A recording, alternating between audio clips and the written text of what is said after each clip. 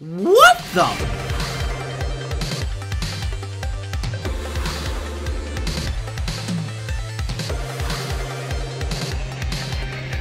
Ooh, hey guys, it's Michael here.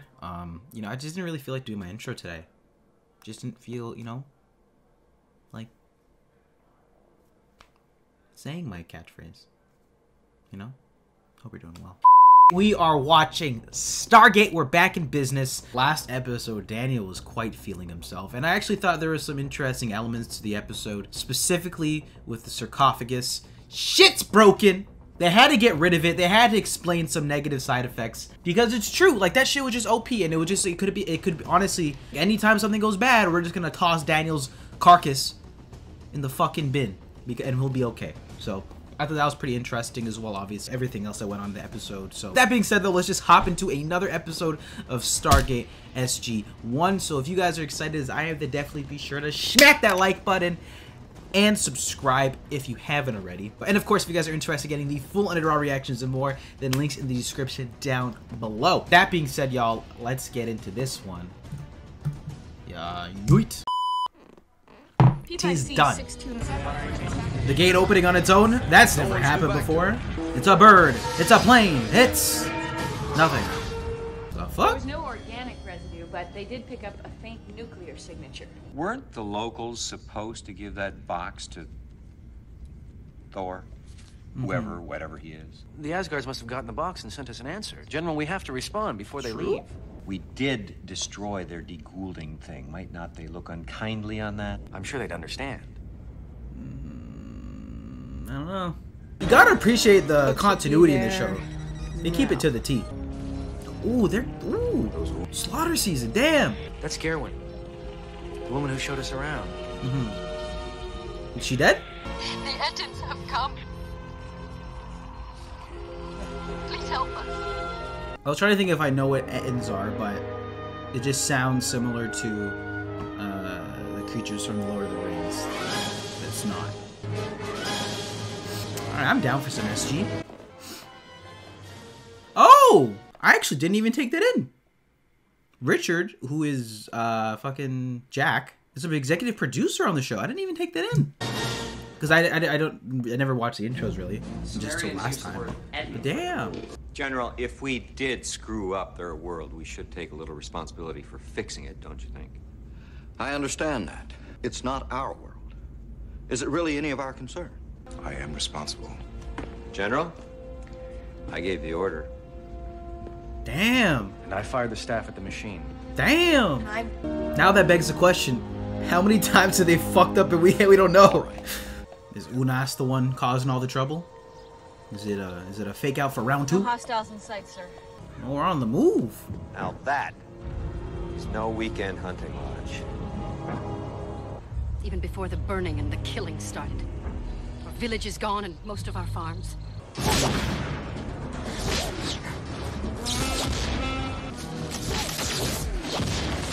Also, I don't think we've seen that symbol on the ghouls' heads before. It's like a falcon, I think?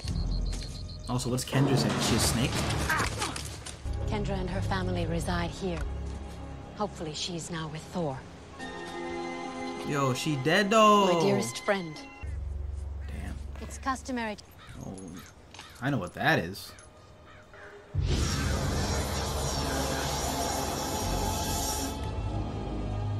You possess the power. Why? Well, Kendra Come on, we retained know the ability why. to use Gould technology because she used to be a host to a Gould. So You are must you. Are you ready to move out of here?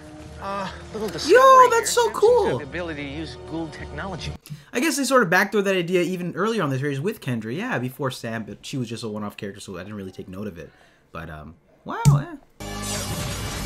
Yo, we're really giving Sam a buff this season. Not even taking the time with it. Point that thing. Just concentrate like you did with the other thing. You must strive to master control of the power. It takes time. Yeah, well, that's gonna have to wait.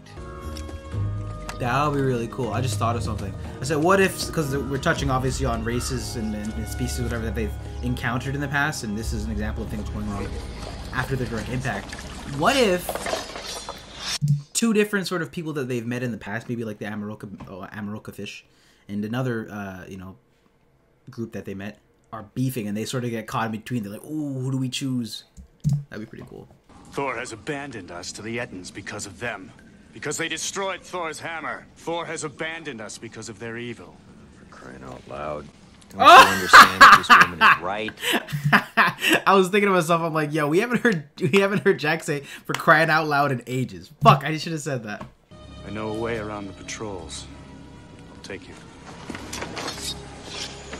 If only we could gain access to the Hall of Thor's Might. I know he would help us. In which Thor placed all of his powers to help us, to defend us. Think they kept weapons hidden here somewhere? Where is this Hall of Thor's Might? It's a ship. Oh, you're dead, buddy. Look like those guys who used to be with Ra back on Abydos. They are Horus. They guard the family of Ra. He is the son of Ra and of Hathor. Word? Yeah, that makes sense as to why the symbols are different. Yeah. He's a conqueror. That's quite interesting. Who are they? Answer.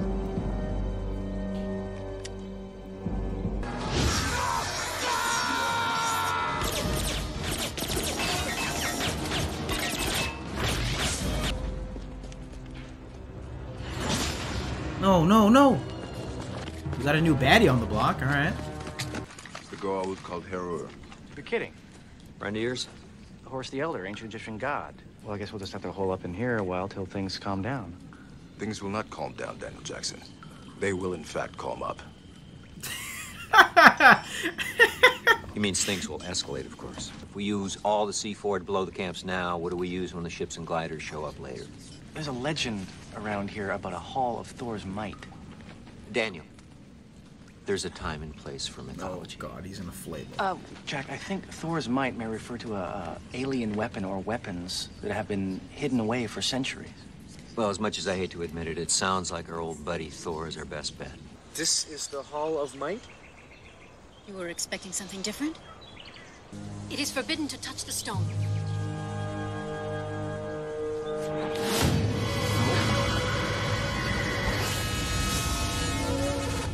Daniel? Well, this is a step in the right direction. At least it fits the definition of the word hall. Well, how are we getting out of here, I have though? a really bad... Hello? I am Thor. It's just a holographic recording. It's being projected through that hole in the ceiling. I'm not sure. Maybe somehow we have to prove that we're worthy before he'll trust us with his might. Which you still think is a weapon. I'm hoping so at this point. How can we prove our worth? Well, Gotta love Daniel. Whoops! So, we're supposed to go across this. yeah. Don't suppose this is the best time to bring up my problem with heights. Alright, laying down the claymores. I'm dropping my bags. No? And it very well could still be rigged. I don't know. Was it one person only?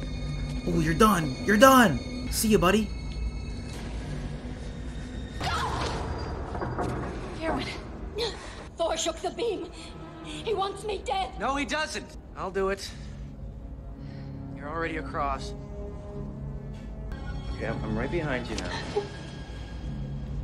Unless she just flips over and says, "Thor, I'm sorry." And... Okay. No, don't do it. Help you get you back on track. No! They're showing us our And then vase. we're gonna Daniel, no! So he's holding on. You guys okay? So, True. what was that all about? Illusion. Willingness to sacrifice oneself to save another is an honorable trait. I salute you. Solve the riddle of the runes, and I will show you my true might.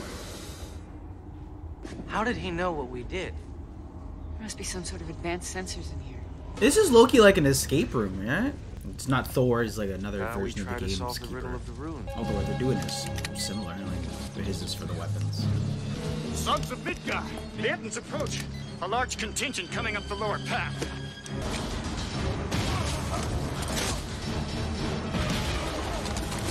You do possess Thor's might.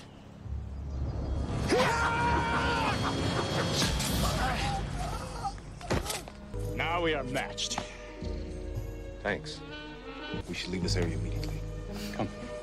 What about your weapon, fam?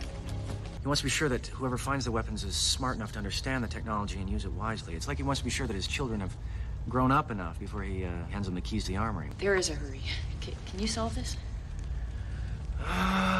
Okay. So each rune stands for an idea. Right. Now, the first one is associated with Thor's protective power. What about the middle two? One is a dice cup or fate. The other is a horse or movement. I don't know.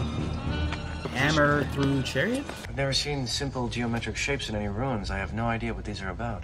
Could the answer be here? No, those aren't runes. They're pictographs. One wall has runes, one has pictographs, and one has simple geometric shapes. I have no idea what he wants us to do. No? I got a hint. Could you just, please, just 1 second? Okay. Put him on pause. Norse runes were ideas. They were also numbers. Oh, Daniel's going big brain. 14. 15. 9. 3.14159. It's pi. It's pi. Oh. Pi. Well, actually, yeah, the circle, Right, I guess. the word pi is an Earth term. We have to depict it somehow. On the geometric shapes. Literally an escape room episode. The inside of the circle is soft like sand. Pi is the formula for finding the circumference of a circle by measuring the radius.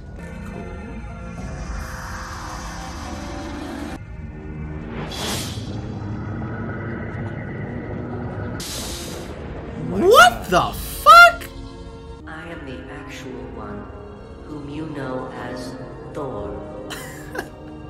Well, that's missing quite a lot of what I thought Thor was. I'm guessing he comes in peace. I mean, it's actually wild. Looks just like the descriptions of the Roswell Greys back home. Yeah. You think the Asgards may have visited Earth? Why not? It's part of the history. I would never have come this far without their help. Gerwin, it's a hologram. No, that's really him. It was probably recorded 1,000 years ago. On the contrary, my image is a living transmission. You mean you're the real Thor? This is great. We need your help. The Gould are here. Impossible. Look, if we want them to be our friends, we have to show them that they can trust us. You see, we came here about a year ago to meet you and your people, to make an alliance against the Gould. You see, so we had no choice but to destroy the hammer to free our friend. And by doing so, you have opened Samaria to attack by the Gould. Yeah, apparently. The tests were designed to tell us when the Sumerians would be advanced enough to see us as we really are. You see, we didn't mean to interfere. No, wait! That's it? He's just like, you ruined everything. Get out! Oh my god. You're getting pretty close. How many are out there? We are outnumbered approximately 20 to 1. Daniel. Intruders! From the job high! Throw down your weapons! They will all be killed on you. Women and children included. Thor's gonna have to come clutch. We are responsible for this invasion. We can't allow it to happen. Sam's face there could be an emo in the Discord. That was pretty good. But they're not honorable. They're gonna kill them. Take care of your people. Before they rode into battle, the Sioux used to say, "This is a good day to die." Here come that boy. Oh my. Ladies and gentlemen, I think this is Thor's Chariot. An Asgard mothership. Oh,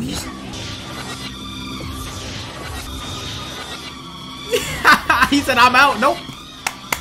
He wins. Wow, Thor's broken too. He just control-alt-deleted everyone. Wow. Well, to be honest with you, I think we got kind of lucky. He told me to give you a message to satisfy your curiosity. I'm to tell you he's a member of a species who have visited your world often. He said that, like us, you're still much too young. Then Samaria will be a safe world to gate. That is good. Yes, it is. Thor's new hammer will make an exception for the one called Tilk. You are welcome here anytime. Okay, bless. And it's a pretty cool looking ship too. Wow. That was a lot of information. And that was my reaction video to Stargate SG-1 Season 2 Episode 6. This one was titled Thor's Chariot, and this is actually a really interesting episode. This was the, I guess, follow-up to what happened in the first episode where we're introduced to Samaria and Thor, and obviously, you know, Kendra, and some cool elements of this episode. Just some highlights were the introduction to, you know, Ra and Hathor's son. Introduced to Ra in the film. We were introduced to Hathor in the one episode. So it was cool to see, you know, two separate things that we've been introduced to this series come together to form another sort of fourth threat, and just all the context, the larger world building starting to really flesh out. So I think that's just really cool from a narrative standpoint.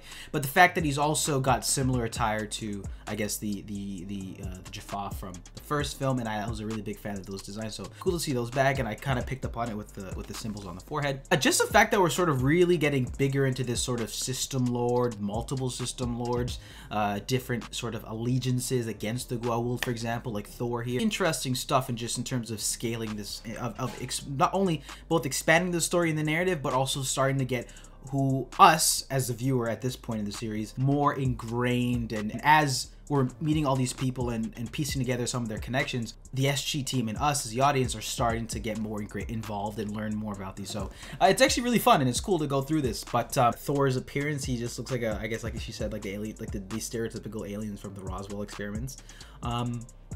Yeah, that was actually also just a really, like, just sort of like quirky twist. And also something that I thought was an interesting theme and idea is that not all the missions that we do, while they're all, you know, for the most part, are trying to be done in good intent and help the people and also reap information out of it. Sometimes in some situations, they kind of drop the ball and they make mistakes. So it was cool to see that address this episode. Also them actively trying to solve the issue. And I guess this also resulted in another ally. Appears to be a little bit more almost advanced or up there, not necessarily with the Nox, but on the higher echelon, I guess, of the system lords or whatever it is, and in terms of his powers and abilities. I mean, the ship right there, broken. That's definitely the kind of person you'd want to, you know, be chums with. So that was a pretty interesting element to the episode, and I thought there was maybe a bit of dilly-dally, I thought, in the Force, maybe shooting, just sort of dragging out the episode. But I mean, in terms of important information, there's quite a few here, and I thought the moments Teal'c maybe were a little bit to the back, just dealing with, I guess, the brute force and just like the war, and the more intriguing elements came out of Sam and Daniel. Also, it was cool to have some callbacks to Gerwin coming back once again to help them throughout this mission. Her learning a little bit about, you know, I guess, her own life and in her world and her god. Plus, you know, tying back in Kendra, but her actually not being there. I don't know what the context was, if maybe the actor couldn't come back or whatever it was, but good work around that. And yeah, this is actually a pretty cool episode of the show. I feel like this is a lot of, again, just pertinent information, some important things you try to keep in track of your mind. And now, I mean, Ra's kid, and seems to be a pretty mean, formidable, I guess, villain. He's out again, just leaving. He's like, oh, I'll be here another episode. So yeah, I thought this was a pretty interesting episode of SG-1, guys. But what you think about this one, I'd love to hear your thoughts in the comment section down below. As always, if you enjoyed this one, of course, then be sure to leave a like and subscribe if you haven't already, and links in the description down below to hop in on the conversation, spoiler and non-spoiler free, in the Discord. And if you guys want the full raw reactions and more, then definitely check out patreon.com/Fable34 in the description down below. Also, we're going for a double upload this weekend. With that being said, guys, I'll catch y'all in the next one. Peace.